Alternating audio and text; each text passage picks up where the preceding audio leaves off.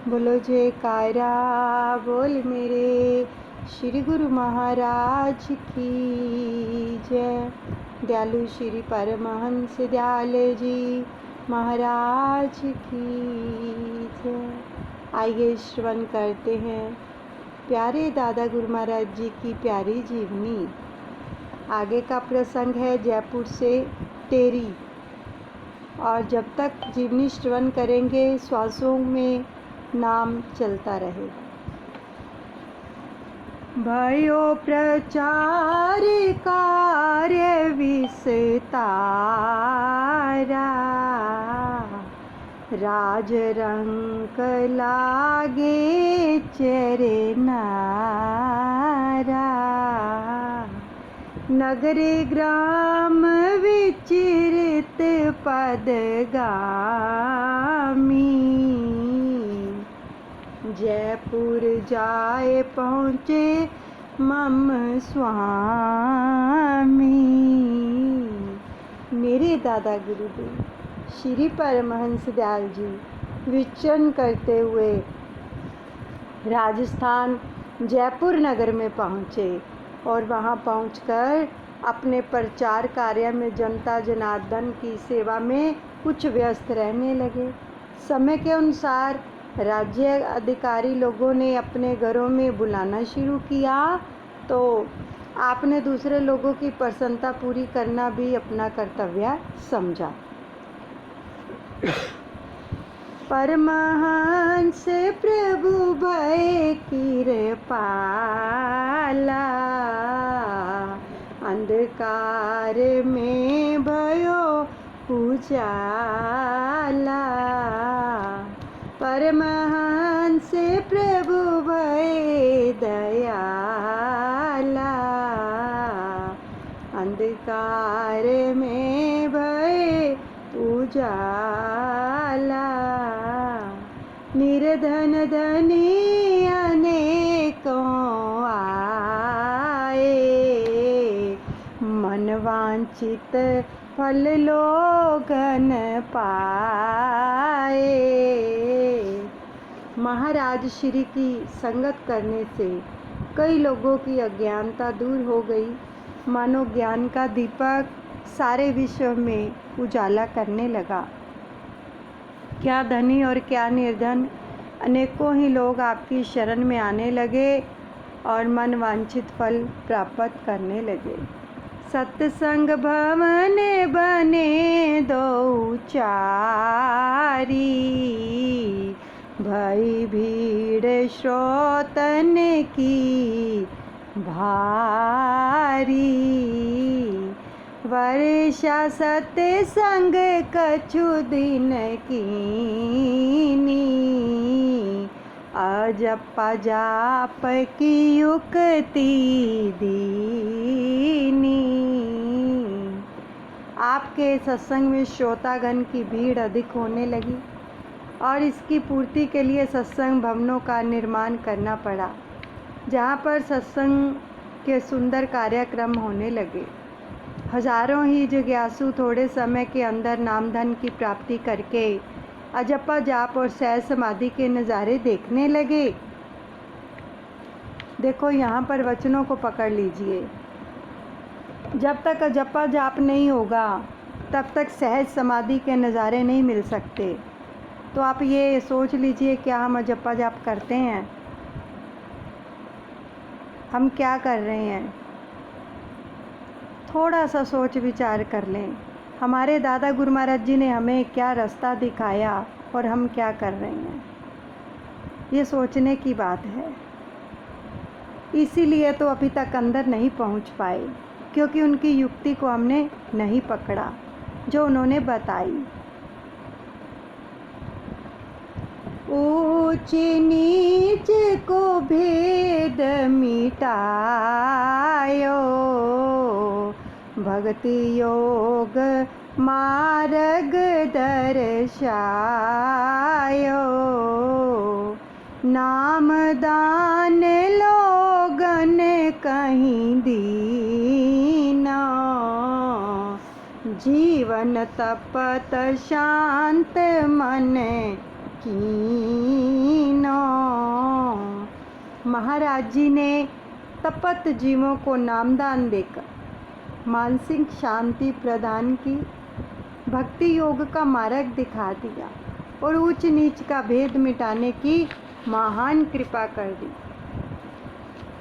जय जयकार जयपुर भई, अर्धरात्रि उठ धाय, राम अर्धरात्रि उठ धाय।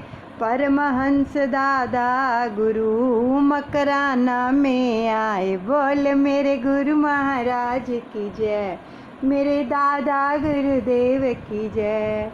इसी प्रकार के सुंदर सत्संग आयोजन एवं प्रचार प्रसार से लोगों पर ऐसा प्रभाव पड़ा कि जयपुर नगर में आपके नाम की जय जयकार होने लगी और आपकी कीर्ति यश को सुनकर परमहंस दयाल जी बिना बताए सवेरा होते ही जयपुर नगर से प्रस्थान कर मकराना सांबर मंडी पहुंच गए। कछुक दिवस तहाँ कियो निवासा, पहुँचे सांभर झील सुपासा। सांभर मंडी के अधिकारी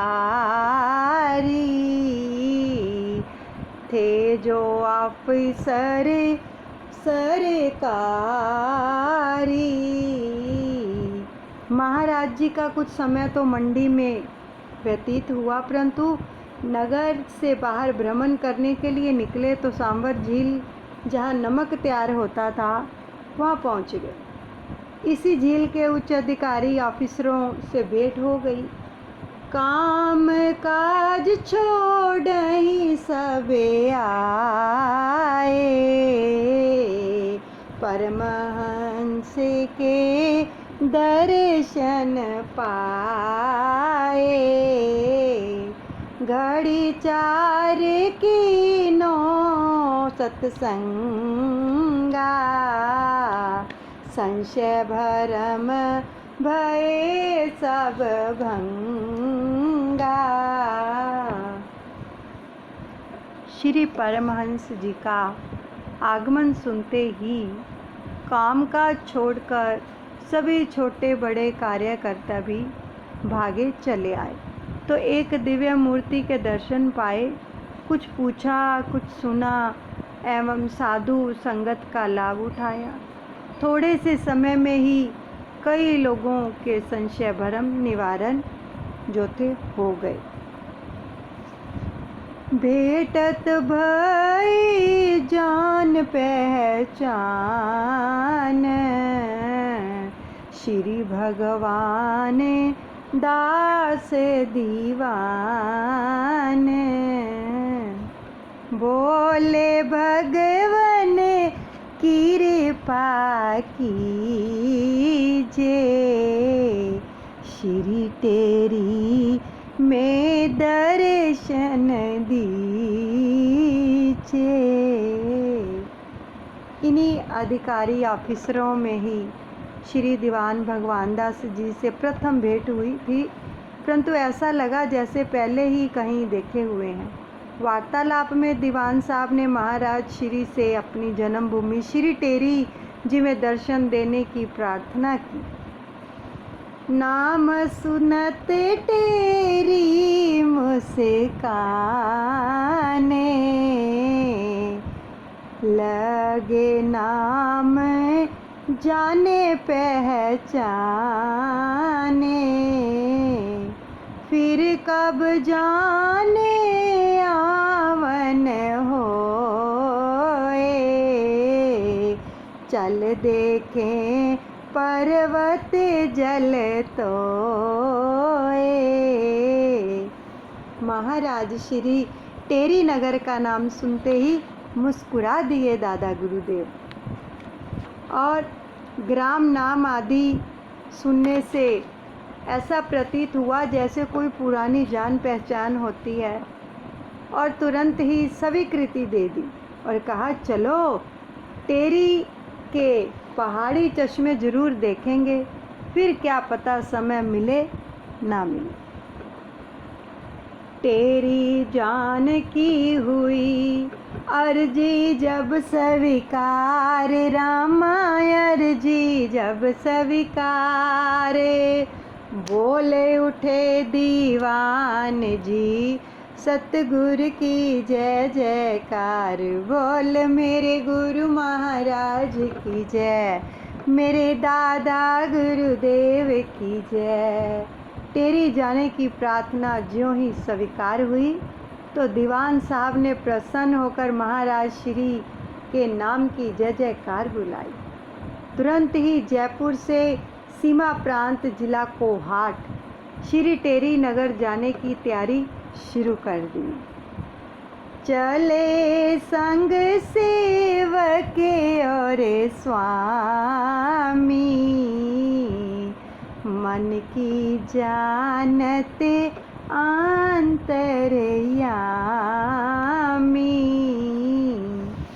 सेवक पूछने चायो नामा, जन्म स्थान ग्राम और धाम। घट घट की जानने वाले अंतर्यामी प्रभु और जिज्ञासु सेवक का सौभाग्य से एक साथ यात्रा करना क्या ही सुंदर दृश्य होगा। जरा विजुलाइज कीजिए, इमेजिन कीजिए कि कैसे दादा गुरु महाराज जी भगवान दास जी के साथ टेरी पदार्पण कर रहे हैं। एक साथ तीनों लोकों के मालिक, जबकि सेवक स्वामी से नाम ग्राम आदि पूछने का मन में संकल्प ही करता है, परंतु पूछने की जरूरत ही नहीं पड़ती। बिन पूछे बोले प्रभु बानी, नाम ग्राम सब वृथा कहानी।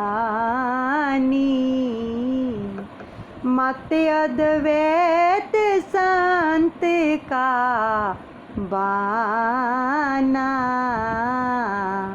अविनाशी पद होए ठिकाना।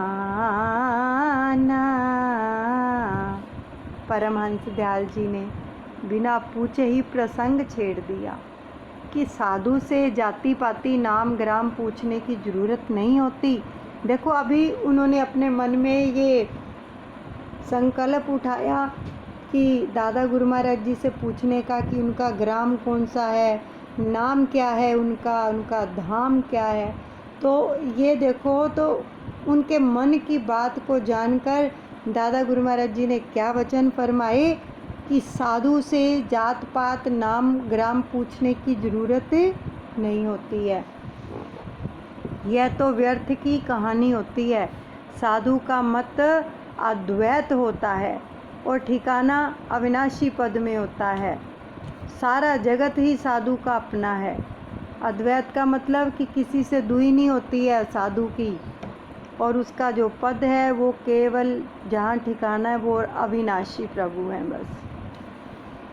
नाम ग्राम देही के धरे माँ, धारण देह करे निज करे माँ।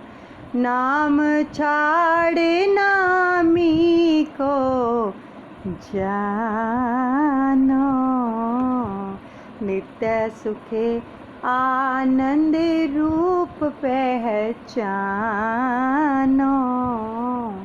महाराज बोले, यह नाम ग्राम आदि तो देही के धर्म होते हैं जिसको अपने कर्मों के अनुसार प्राप्त किया जाता है।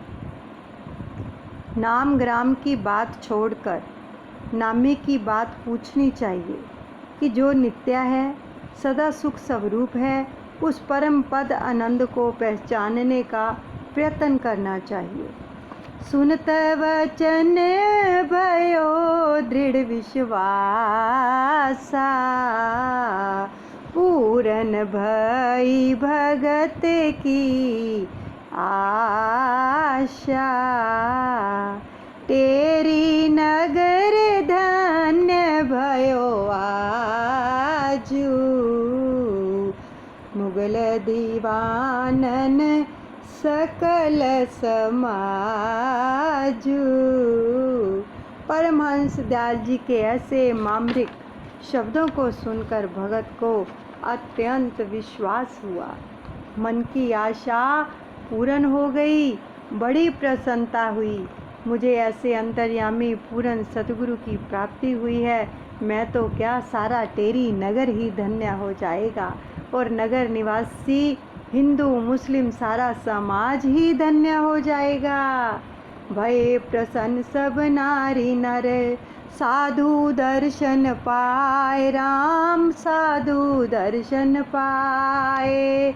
निकट निवासी लोगन लाभ अनेक उठाए। बोल मेरे गुरु महाराज की जय, मेरे दादा गुरुदेव की जय। ऐसे पूर्ण संत के दर्शन पाकर टेरी जी के नर नारी सभी आज प्रसन्न दिखाई देते हैं, बल्कि आसपास के निकटवर्ती लोग भी अनेकों लाभ प्राप्त कर रहे हैं।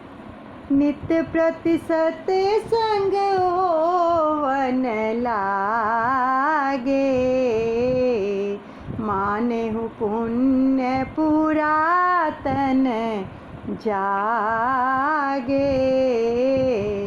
भय धन्य सब नगर निवासी, पाए परम हंस सन्यासी।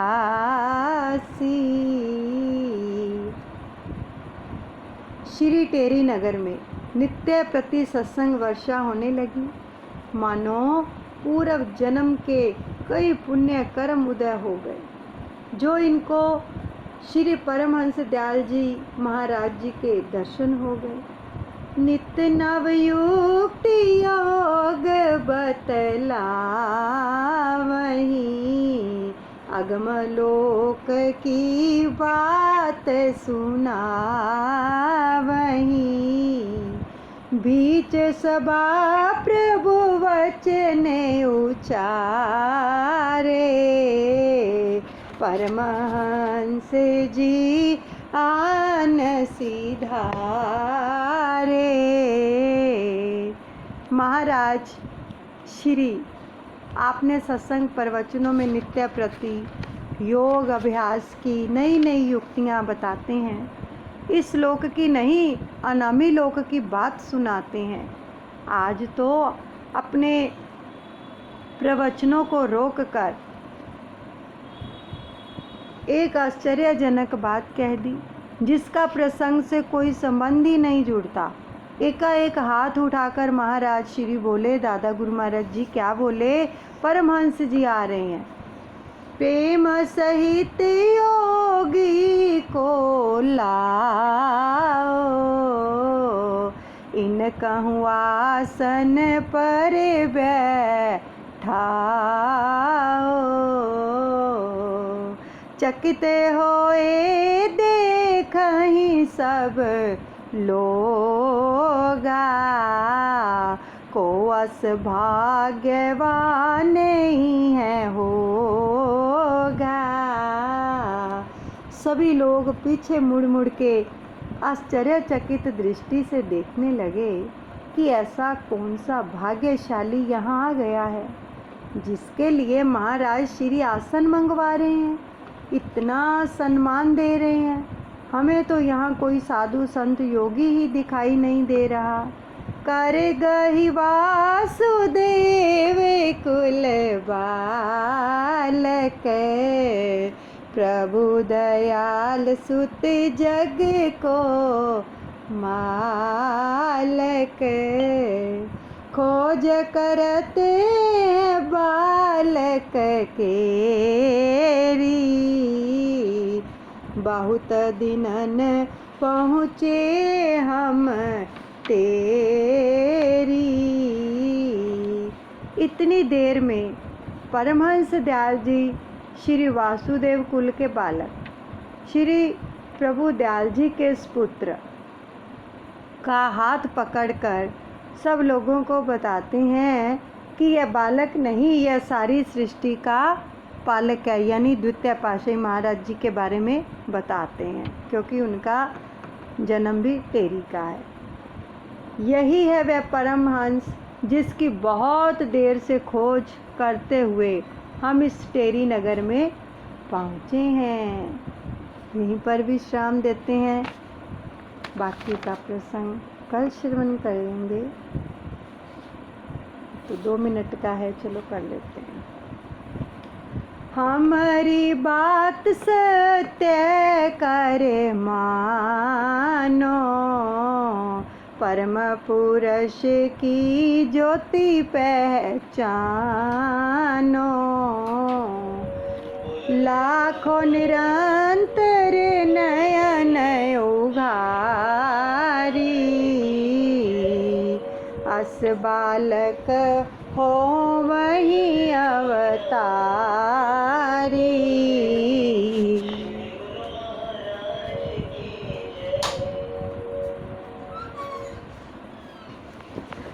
महाराज श्री फरमाते हैं, टेरी निवासी हमारी बात को सत्य करके मानो, इस महापुरुष की ज्योति को पहचानने की कोशिश करो। ज़रा अंदर की आँख से विचार करके देखो, ऐसे ही बालक अवतारी पुरुष होते हैं। अस बालक को संग जो करही, भाव सागर सो पारे उतरही। प्रेम सहित जो सेवक मावही, योग समाधि परम सुख पावही।